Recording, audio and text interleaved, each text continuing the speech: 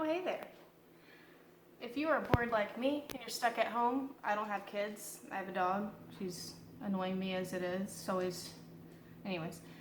Then you probably are looking for stuff to do.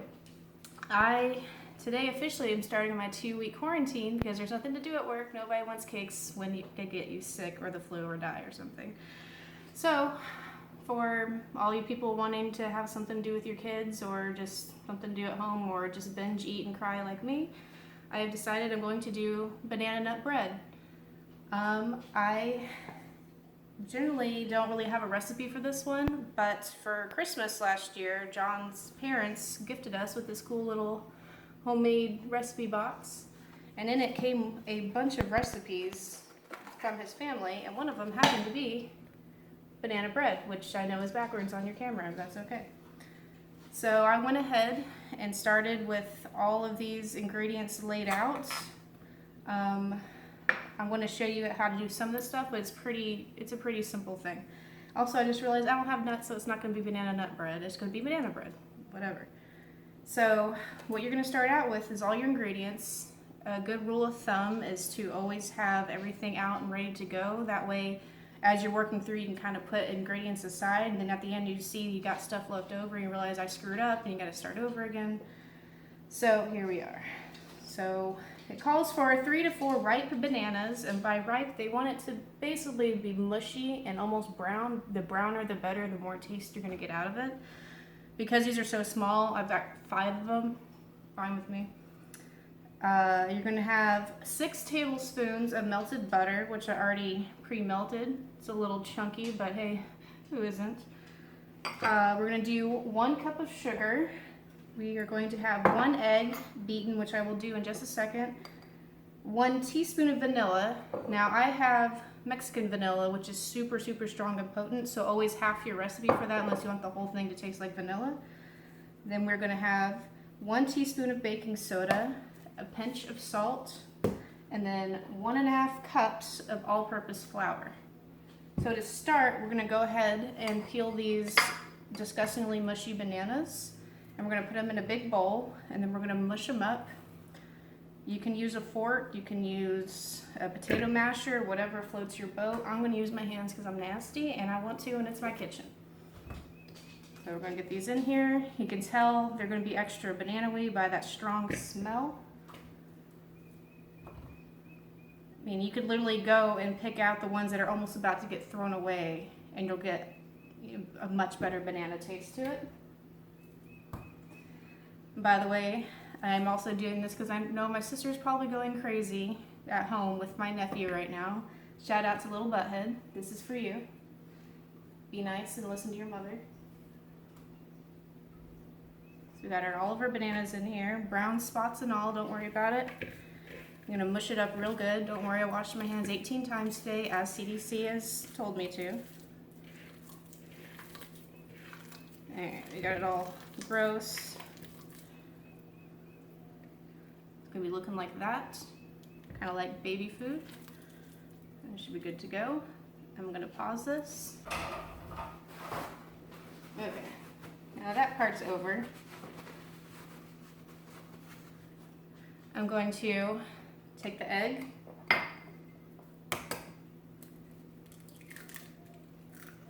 and it just says lightly beaten, so I have the most adorable little whisk in the whole world, which is kind of useless except for moments like this. So just break up the yolk, gently whisk it just enough until it's all kind of one slurry. I can't really lift that, but if you can see that, okay, whatever. Just kind of all mixed together. Egg whites with the yolk. Alright, now the other thing you're going to need is to preheat your oven to 350, and you're going to want to get about a 4x8 loaf pan, kind of like this. It doesn't mention it in the recipe, but I'm just going to do it anyways. I went ahead and buttered the dish real good, all on the sides and the corners. About a tablespoon or 2 of butter. Or if you have spray, that works for you, but I'm lazy and didn't buy any more, so whatever. Alright, so I'm going to use a stand mixer because, again, lazy. But you can use a bowl at home and do this all by hand, whatever works for you. So we're going to pour our nasty banana slop in there. And then we're going to pour our already melted butter, which is trying to solidify. I also really would recommend using these rubber spatulas like this. Very easy to clean with that silicone, and they're really good for cleaning up out the bowl. Okay. Now this is a very simple recipe written by family members, so literally all the instructions are just like mix, add, mix again, bake, done. So I'm just going to give this a quick mix. I want it to all be kind of cohesive, but you don't want to overbeat it. Good enough. Now we're going to add our sugar, which I've already pre-measured out, as I mentioned before. I'm going to add our egg. And for me, like I said, I'm only doing half a teaspoon of vanilla. This is the good stuff. Got it smuggled over the border just for me. I didn't say that. And we're going to mix again, and remember, you only want it to just come together, because the more you mix it, the tougher and more dense your bread. Same with cakes, muffins, things like that. So just enough. Done. Okay. Now it says sprinkle in the baking soda and then mix in the salt, but we're just going to put that all together. So I usually pour out a little bit into my hand, not much more than that. Pinch. Done. Easy. And then how much? Oh yeah. And a teaspoon, a whole teaspoon of the baking soda.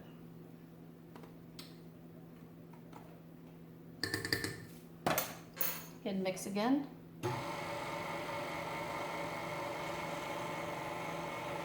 Done. And then lastly, we're going to add the flour that I already measured out. It says all purpose. You're welcome to use wheat if you prefer that. Doesn't really matter. Only thing wheat does is make it sometimes a little bit more dense. Just don't use bread or cake or pastry flour. It's unnecessary, expensive, and pretentious. So I have, whenever I'm mixing this, I'm only putting it on low. That way I can control how quickly this comes together. So it looks like it's just mixed. And I will show you what that looks like, hopefully without making a huge mess. Make sure you use your spatula or your hands, not your tongue preferably right now, unless you're into that kind of thing. Get all that batter off, because you need every ounce of that banana goodness. We can get our prepared loaf pan.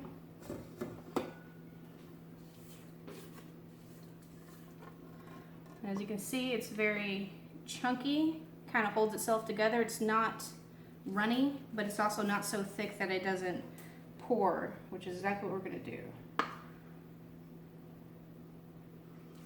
Make sure you scrape all of that out.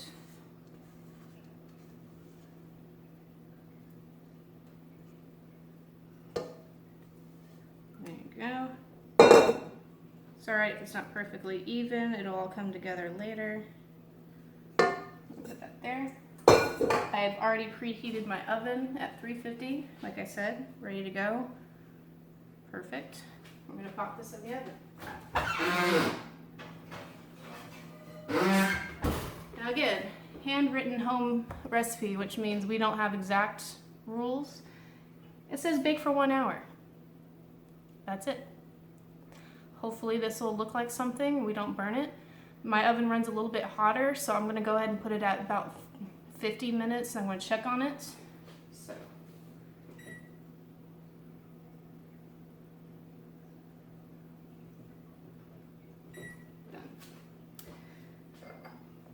So this is the portion of the show where they usually bring out what it already looks like. I don't have that option because I don't have a bunch of extra ingredients. So I'm going to go ahead and pause the video in a second, and then we'll let it bake like normal people. And hopefully I won't burn it. So when I'm ready to pull it out, even at the 50-minute mark, even if it's early, I'll go ahead and start it again. So what we're going to be looking for is a nice brown, goldenish brown on the outside, poke it all the way through with a toothpick. Make sure it's not gooey, it should be completely dry. And if not, put it in for maybe 5-minute intervals until you get to where you want it to go. So, I'm gonna clean up the mess because somehow in the 10 seconds I've been making stuff, I have butter and egg and salt literally everywhere. So, we'll be back later.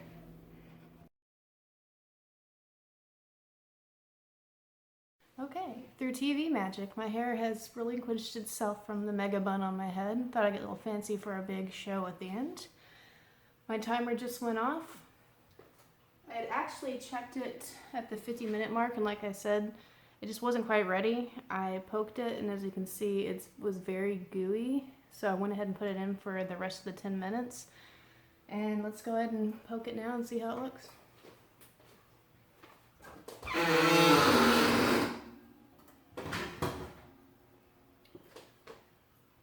Looks pretty good. It's nice and golden brown on the top. Has a good split down the middle. And as you see, completely clean. It's got crumbs on it, but it's not gooey. It does have a split down the middle, which I'll show you in just a second.